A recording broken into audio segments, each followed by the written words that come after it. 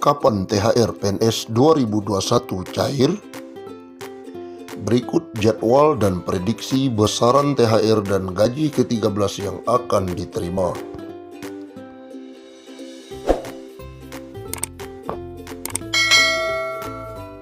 Simak jadwal dan prediksi besaran THR dan gaji ke-13 tahun ini.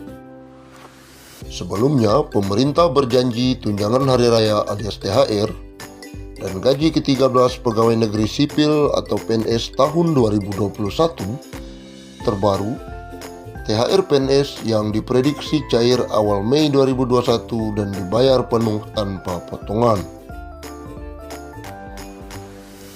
Sebagaimana janji Menkyu Sri Mulyani Indrawati pada tahun 2020 lalu.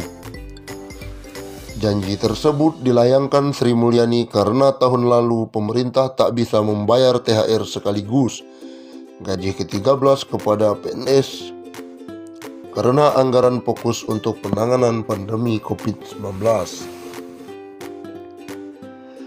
Gaji ke-13 dan THR sesuai ketentuan sebelumnya akan dibayarkan secara penuh sesuai dengan tunjangan kinerja, ungkap Sri Mulyani dalam konferensi pers RAPBN dan Nota Keuangan 2021.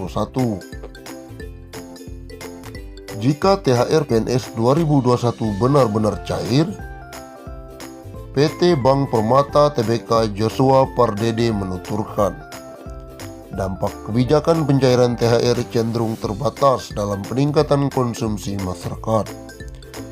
Sebab PNS tak lebih banyak dari pekerja di sektor swasta maupun sektor informal.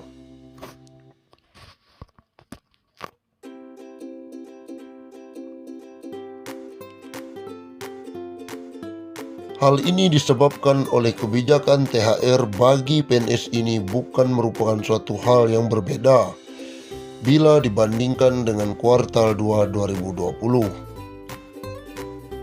Joshua juga menggarisbawahi adanya larangan mudik dari pemerintah yang berpotensi membatasi daya beli. Artinya, sekalipun THR cair, aliran konsumsi menjadi tak merata di setiap daerah. Pelarangan ini diperkirakan masih akan menekan sektor transportasi dan pertumbuhan di luar Jawa karena arus aliran konsumsi ke daerah yang menjadi terbatas sebedia. Joshua menilai peningkatan konsumsi masyarakat justru terdongkrak oleh stimulus lain ketimbang pencairan THR PNS. Stimulus tersebut adalah subsidi dari belanja online nasional menjelang Lebaran. Konsumsi masyarakat juga bakal terkerek ketika para pengusaha benar-benar membayar THR kepada para pekerja. Dalam hal ini, pemerintah sudah mewajibkan pengusaha untuk memberikan hak karyawan yakni THR. Kedua kebijakan ini diperkirakan akan menggerek pertumbuhan ekonomi RI di kuartal 2 tahun 2021 membaik dan mempercepat laju pemulihan ekonomi Indonesia. Secara umum, kebijakan Harbolnas dan THR swasta dan PNS diperkirakan akan mampu menjadi salah satu penopang pertumbuhan ekonomi di kuartal kedua 2021 mendatang. Gaji ke-13 PNS biasanya meliputi gaji pokok, tunjangan melekat, dan tunjangan kinerja. Besaran gaji ke-13 akan diberikan paling banyak sebesar penghasilan PNS yang bersangkutan pada bulan Juli. Lebih rinci, belai tersebut juga menjelaskan mengenai penghasilan ke-13 pimpinan atau pegawai non-PNS pada lembaga non-struktural. Berikut rincian maksimal gaji ke-13 yang diterima. Ketua atau kepala 9,59 juta. Wakil ketua atau wakil kepala 8,79 juta. Sekretaris 7,99 juta. Anggota 7,99 juta. Pejabat non-PNS pada LNS atau pejabat lainnya non-PNS yang menduduki jabatan setara eselon 1 9,59 juta. Eselon 2 7,34 juta. Eselon 3 5,35 juta. Eselon 4 5,24 juta. Pegawai non-PNS pada LNS atau pegawai lainnya non-PNS. Pendidikan SD sederajat. Masa kerja 10-20 tahun 2,23 juta. Masa kerja sampai dengan 20 tahun 2,97 juta. Pendidikan SMA D1 sederajat. Masa kerja 10 tahun 2,73 juta. Masa kerja sampai 10-20 tahun 3,15 juta. Masa kerja sampai di atas 20 tahun 3,73 juta. Pendidikan D2 D3 sederajat.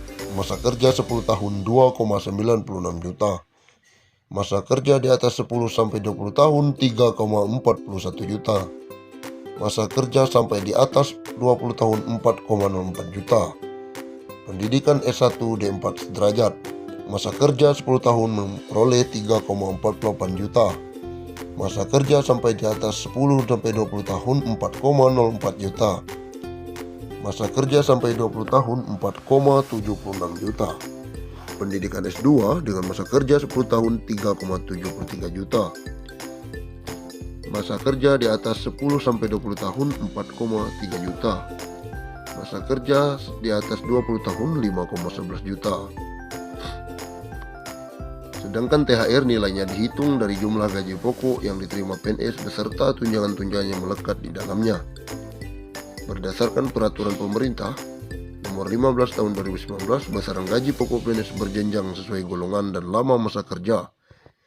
Golongan 1 dari 2.300.000 hingga 2.600.000. Golongan 2 3.300.000 hingga 3.800.000. Golongan 3 4.200.000 hingga 4.700.000. Golongan 4 5 juta hingga 5.900.000. Untuk tunjangan PNS yang melekat antara lain tunjangan anak, tunjangan suami istri, dan tunjangan makan.